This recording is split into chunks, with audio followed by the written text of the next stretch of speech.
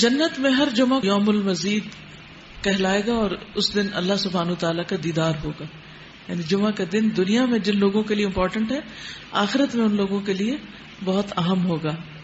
انس بن مالک کہتے ہیں کہ رسول اللہ صلی اللہ علیہ وسلم نے فرمایا، میرے پاس جبریل تشریف لائے اور ان کے ہاتھ میں سفید شیشہ تھا جس میں ایک سیاہ نقطہ تھا. سفید شیشہ جس میں سیاہ ڈاٹ. میں نے کہا کہ اے جبریل یہ کیا ہے؟ انہوں نے کہا یہ جمعہ ہے. میں نے کہا اس میں یہ کالا نقطہ کیا ہے؟ انہوں نے کہا هذه الساعة تقوم يوم الجمعة وهو سید الایام عندنا. یہ وہ گھڑی ہے جس میں قیامت قائم ہوگی. یعنی اس لیے اس کو سیاہ رکھا گیا کہ اس ٹائم پر قیامت قائم ہوگی. اور جمعہ کا دن ہمارے دنوں میں سردار ہے، اور ہم اسے قیامت کے دن یوم المزید کے نام سے پکاریں گے. قیامت کے دن جمعہ کا نام کیا ہوگا؟ یوم المزید. میں نے کہا تم اسے یوم المزید کے نام سے کیوں پکارو گے؟ انہوں نے فرمایا آپ کے رب عز و جل نے جنت میں ایک وادی بنائی ہے جو سفید مسک سے بھی زیادہ خوشبودار ہے. بس جب جمعہ کا دن ہوگا تو اللہ تبارک و تعالی اعلی علیین سے اپنی کرسی پر نزول فرمائیں گے. پھر اللہ تعالیٰ کرسی کو نور کے ممبروں سے گھیریں گے. اس سینٹر میں کرسی ہوگی اور آس پاس کیا ہوں گے؟ نور کے ممبر.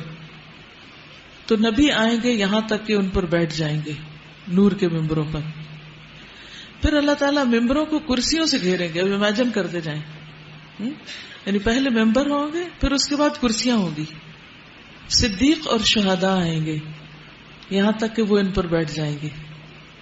پھر اہل جنت آئیں گے یہاں تک کہ وہ ٹیلوں پر بیٹھ جائیں گے. ان کے لیے کرسیاں اور ممبر نہیں ہیں. عام لوگوں کے لیے کیا ہوگا؟ ٹیلے، جیسے عوام بیٹھتی. بس ان کے لیے ان کا رب تبارک و تعالی اپنا جلوہ فرمائے گا. اللہ سبحانہ و تعالی اپنا آپ دکھائیں گے یہاں تک کہ وہ اس کے چہرے کی طرف دیکھیں گے. یوم المزید. سبحان اللہ. وہ فرمائے گا میں وہ ہوں جس نے تم سے اپنا وعدہ سچ کر دکھایا. اللہ تعالیٰ اپنا تعارف کیسے کرائیں گے کہ میں نے تم سے ایک وعدہ کیا تھا اس دن کا، تو میں نے وہ وعدہ پورا کر دیا، اور میں نے تم پر اپنی نعمت پوری کر دی. یہ وہ مقام ہے جس میں اپنے بندوں کی تکریم کر رہا ہوں، ان کو عزت بخش رہا ہوں. فی مقعد صدق عند ملیک مقتدر، جیسے قرآن مجید میں آتا ہے.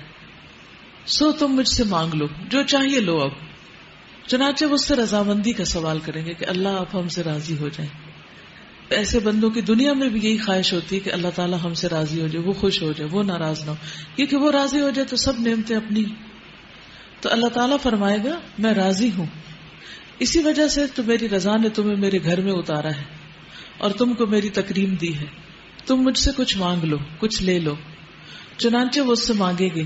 یعنی اللہ تعالیٰ کو پسند ہے کہ بندے اس سے مانگے، اور بندوں کو یہ پسند نہیں آتا کہ کوئی ان سے کچھ مانگے، وہ غصہ کرتے ہیں. یہاں تک کہ ان کی خواہش ختم ہو جائے گی. مانگ مانگ کے بس پھر کچھ نہیں دل میں رہے گا. تو وہ اس وقت ان کے لیے وہ کچھ کھولے گا جسے کسی آنکھ نے نہیں دیکھا، کسی کان نے نہیں سنا، اور نہ کسی دل پر اس کا گزر ہوا. اور یہ اتنے وقت میں ہوگا جتنا وقت جمعہ کے دن لوگوں کے واپس ہونے میں لگتا ہے. یعنی یہ سب کچھ اتنی دیر میں پورا ہو جائے گا جمعہ کے لیے جاتے آتے میں.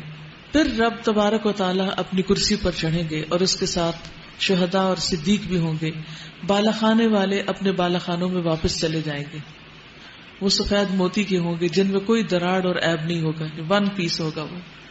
یا سرخ یاقوت کے ہوں گے یا سبز زبرجد کے ہوں گے. ہر ایک کا اپنا اپنا ہوگا. ان میں سے ہی اس کے کمرے اور دروازے ہوں گے، ان میں نہریں جاری ہوں گی، اس میں اس کے پھل میوے جھکے ہوئے لٹک رہے ہوں گے. ان کی بیویاں اور خدمت گزار ہوں گے. وہ جمعوں کی طرف جانے سے بڑھ کر کسی اور چیز کے محتاج نہیں ہوں گے تاکہ مزید کرامات حاصل کر لیں. یعنی اپنے گھروں میں ہوں گے، پھر ان کو انتظار ہوگا کہ جمعہ کا دن آئے، یوم المزید آئے اور ان کو مزید ملے، اور اس میں مزید اللہ تبارک و تعالیٰ کا دیدار حاصل کر لیں. اسی لیے اس کو یوم المزید کے نام سے پکارا جائے گا.